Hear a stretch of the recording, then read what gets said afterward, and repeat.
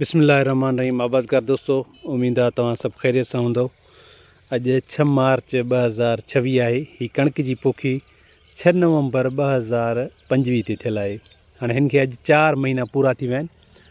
मां मुसलसल हिकिड़ी ॻाल्हि कंदो हुयुसि त जेको असांजी कणक आहे, असां कोशिशि करे उनखे उन जे आसपास जेका आहे इहे वण आहिनि, इहे वण असां न छॾियूं। उन्हनि वणनि जी छांव जे करे जेको आहे असांखे नुक़सानु थींदो आहे, असांखे माना फ़ाइदो न थींदो आहे।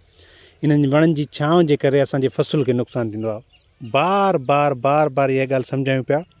कुझु आबादकार उन टाइम ते हरू भरू टोक वारे अंदाज़ में असांखे जेको आहे माना सुवाल कनि पिया।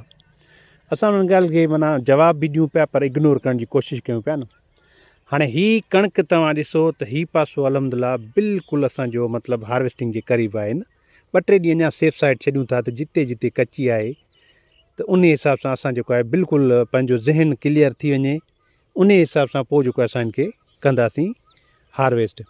हाणे हीअ तव्हां पासो ॾिसो, हीअ तव्हां अॻिते हलां थो मां त हीअ जेको आहे हिते मुसलसल शाम जे टाइम ते बि ईअं सम्झो 2-3 बजे खां पोइ जेको आहे हिते छांव अचणु शुरू थी वेंदी आहे। ऐं सुबुह जे टाइम ते बि जेको आहे असांजी इहे वण तव्हांजे साम्हूं बीठा आहिनि, इन्हनि जी छांव अचणु शुरू थींदी आहे।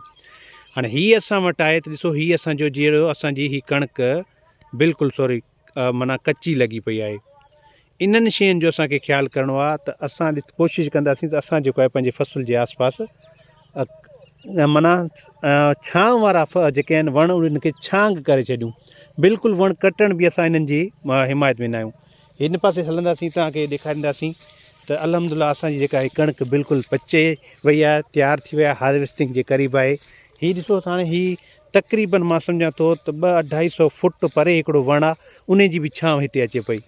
इहा मुसलसल छांव जेकॾहिं तव्हांखे मां ॾेखारियां सिज वारे पासे, त इहे जेको वणु आहे सिज जे शेड जो जेको वणु आहे, इहो बि असांजे माना फ़सुल ते इहो माना हीअ रोड वारे पासे कार तव्हांखे ॾिसण में ईंदी, इहा कार वञे पई रोड वारे पासे ते माना एकड़ जो मुंडो आहे।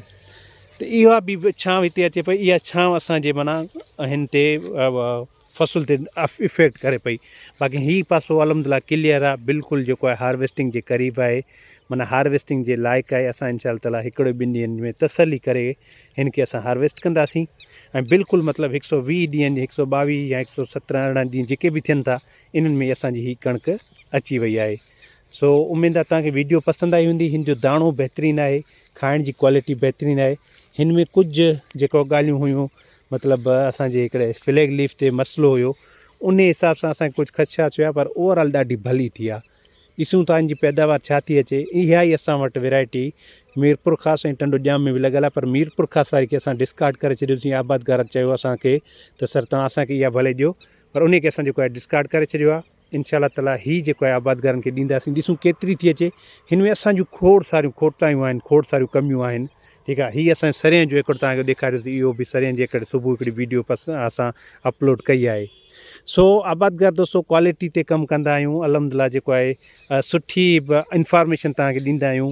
इहे ॿिज तव्हां वठंदो न वठंदो, ॿिया दुनिया में माण्हू जेके आहिनि इहे सिलसिला ईअं पिया हलंदा, पर तव्हां ॾिसो असां तव्हांखे इंफॉर्मेशन हिकिड़ी पंहिंजी नेक नियती सां ॾींदा आहियूं।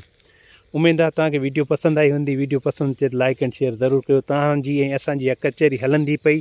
जेके माण्हू असांखां बाग़ी हूंदा, असांखां मतिलबु दूरि थींदा या असांखां तंग थींदा, उहे पाण असांखे छॾे वेंदा इंशा अल्लाह ताला। साथ सलामत, सिंध सलामत, पाकिस्तान पाइंदाबाद। पंहिंजो ख़्यालु रखिजो। Thank you so much.